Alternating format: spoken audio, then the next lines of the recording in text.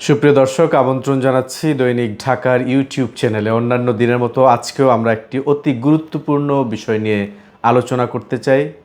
আজকের যে আলোচনার বিষয়বস্তু এবং যে সংবাদের বিশ্লেষণ, সেটির শিরোনাম আমরা নির্ধারণ করেছি ভুয়া পুলিশের দৌরাত্ম্য। আইন শৃঙ্খলা রক্ষাকারী বাহিনীর পরিচয়ে প্রায় ডাকাতি এবং ছিনতাইয়ের ঘটনা ঘটে রাজধানীসহ সারা দেশে। বিশেষ করে গোয়েন্দা সংস্থাগুলো যেগুলো রয়েছে, র্যাব এবং ডিবির পরিচয়ে সবচেয়ে বেশি ডাকাতি এবং ছিনতাইয়ের ঘটনা এখন পর্যন্ত রেকর্ড হয়েছে। অন্যান্য আইনশৃঙ্খলা বাহিনীর পরিচয়ে যে ডাকাতি বা ছিনতাই হয় না, বিষয়টি এমন নয়, তবে সবচেয়ে বেশি এই ধরনের ঘটনা ঘটে ডিবি এবং র্যাবের পরিচয়ে। সম্প্রতি এমনই একটি ঘটনা ঘটেছে, আমরা যদি বলি অনেক দিন পর এই ধরনের ঘটনা খবর পাওয়া গেছে। ঢাকা চট্টগ্রাম মহাসড়কের একটি জায়গায় একজন ব্যক্তির কাছ থেকে 1,10,00,000 টাকা ছিনিয়ে নিয়েছে দুর্বৃত্তরা ডিবি পরিচয়ে। তিনি মতিঝিলের একটি ব্যাংক থেকে এই টাকা তুলেছিলেন এবং সেখান থেকেই তাকে হয়তো অনুসরণ করতে থাকে আরেকটি মাইক্রোবাস। সেটি ঢাকা চট্টগ্রাম মহাসড়কের একটি জায়গায় গিয়ে গতিরোধ করা হয় এবং তাকে অস্ত্রের ভয় দেখিয়ে জিম্মি করা হয়। জিম্মি করে সেই গাড়িটির যে চালক ছিলেন, সেই চালকের আসনে একজন দুর্বৃত্ত বসে পড়েন। পরবর্তীতে 2 থেকে আড়াই ঘন্টা বিভিন্ন সড়কে তাকে নিয়ে ঘুরেন। এই টাকাগুলা ছিনিয়ে নেওয়ার পর তাকে একটি জায়গায় ফেলে দেওয়া হয়, যেটি তারা সচরাচর করে থাকেন। পরবর্তীতে তিনি একটি অভিযোগ দায়ের করেন। সেই অভিযোগেই তিনি সমস্ত বিষয়গুলো তুলে ধরেছেন, কিভাবে কত টাকা তিনি তুলেছিলেন, কিসের টাকা সেগুলো ছিল, তার ব্যবসা প্রতিষ্ঠান এবং যে ছিনিয়ে নেওয়ার ঘটনা, এই পুরো বিষয়টি তিনি অভিযোগ আকারে দাখিল করেছেন। প্রশ্ন হচ্ছে, আইনশৃঙ্খলা রক্ষাকারী বাহিনীর পরিচয়ে এই ধরনের ডাকাতির ঘটনা বা ছিনতাইয়ের ঘটনার সঙ্গে মূলত জড়িত থাকেন কারা?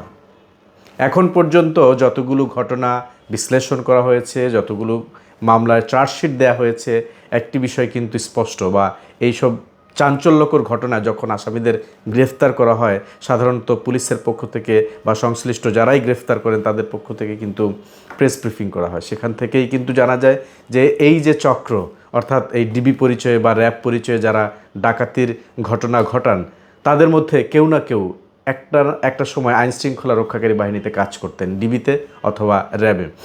হয় কোনো নিম্ন পদস্থ কর্মকর্তা ছিলেন বা সর্বোচ্চ ওসি লেভেলের, এরকম যারা বরখাস্ত হয়েছিলেন তাদের বিভিন্ন অপকর্মের কারণে, তারাই কিন্তু পরবর্তীতে এই ধরনের যে ঘটনাগুলো, সেই ঘটনাগুলোর নেতৃত্ব দিয়ে থাকেন। এটি কিন্তু পুলিশের তদন্তেই বেরিয়েছে, অর্থাৎ সত্যিকার পুলিশ যারা তাদেরকে গ্রেফতার করেন এবং গ্রেফতার করার পর আদালতে পাঠান, তাদের স্বীকারোক্তিমূলক জবানবন্দিতেই কিন্তু এই চাঞ্চল্যকর তথ্যগুলো বের হয়ে আসে।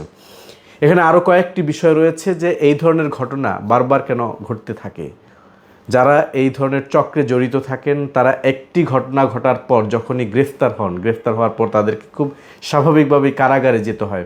6 মাস, 9 মাস, 1 বছর, 2 বছর, কেউ 3 বছর পর কারাভোগ করে বেরিয়ে আসেন এবং পরবর্তীতে আবারও তারা এই চক্রে জড়িত হন, কারণ তারা হয়তো ধার দেনা করে জামিনে বের হয়ে আসেন। এই ঘটনাগুলো কিন্তু তদন্তে বেরিয়ে আসে। আবার কারাগারে গিয়ে নতুন অপরাধীদের সঙ্গে তাদের পরিচয় হয়, সেখান থেকে তারা বসে পরিকল্পনা করেন যে জামিনে বের হওয়ার পর তারা এই ধরনের কর্মকাণ্ডের সঙ্গে আবারও নিজেদেরকে জড়াবেন।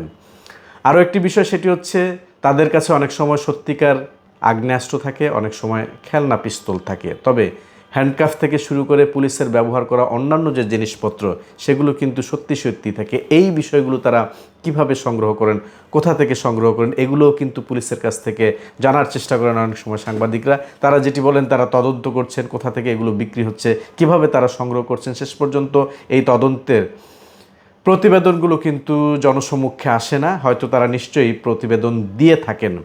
যে সমস্ত জায়গায় এগুলো বিক্রি হয়, সেখানে নিয়মিত অভিযান কিংবা তাদের বিরুদ্ধে ব্যবস্থা গ্রহণ করা কতটুকু হয়, সেটি আসলে ওই সংশ্লিষ্ট আইনশৃঙ্খলা রক্ষাকারী বাহিনীর সদস্যরাই কিন্তু বলতে পারবেন। আরও কয়েকটি বিষয় সেখানে হচ্ছে যে তাদের নির্দিষ্ট কয়েকটি এলাকা থাকে, অর্থাৎ ব্যাংক পাড়া হিসেবে বিবেচিত মতিঝিল বা দিলকুশা বাণিজ্যিক এলাকা। এখানে প্রচুর বাণিজ্যিক ব্যাংকের কর্পোরেট শাখা থেকে শুরু করে বিভিন্ন শাখা রয়েছে, যেখানে প্রতিদিন হাজার হাজার কোটি টাকার লেনদেন হয়ে থাকে। তো এই চক্রের যারা সদস্য রয়েছেন তারা খুবই এক্সপার্ট হয়ে থাকেন, তারা টার্গেট করেন নগদ টাকা উত্তোলন করছেন এমন যারা ব্যক্তি রয়েছেন তাদেরকে টার্গেট করতে থাকেন। ব্যাংকের ভেতরে তাদের 1 থেকে 2 জন সদস্য থাকেন, তারা কোনো ব্যক্তি নগদ টাকা তুলছেন অর্থাৎ বড় অঙ্কের, তাকে অনুসরণ করতে থাকেন।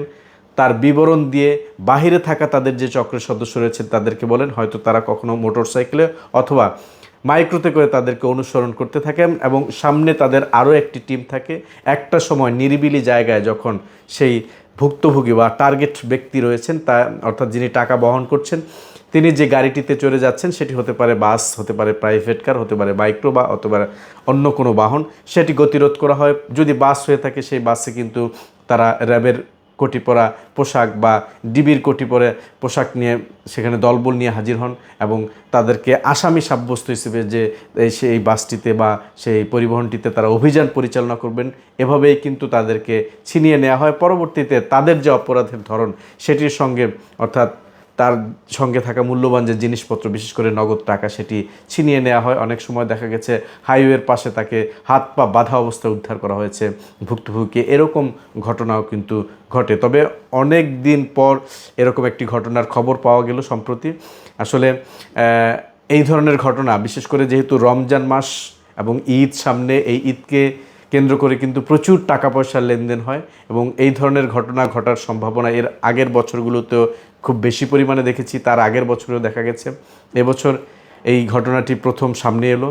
এই ধরনের ঘটনা যেন না ঘটে সেজন্য কিন্তু আইনশৃঙ্খলা রক্ষাকারী বাহিনী তৎপর থাকে। বিশেষ করে যারাই আইনশৃঙ্খলা বাহিনীর পক্ষ থেকে বলা হয় যারাই নগদ টাকা উত্তোলন করবেন ব্যাংক থেকে, বিশেষ করে বড় অঙ্কের টাকা, তাদেরকে অবশ্যই আইনশৃঙ্খলা রক্ষাকারী বাহিনীর যেন সহায়তা নেওয়া হয়, অর্থাৎ টাকা এক জায়গায় থেকে আরেক জায়গায় পরিবহনের ক্ষেত্রে। যেহেতু এই সময়টাতে প্রচুর টাকা পয়সার লেনদেন হয়, এই ধরনের যারা অপরাধী চক্রগুলো রয়েছে তারা তৎপর হয়ে ওঠে।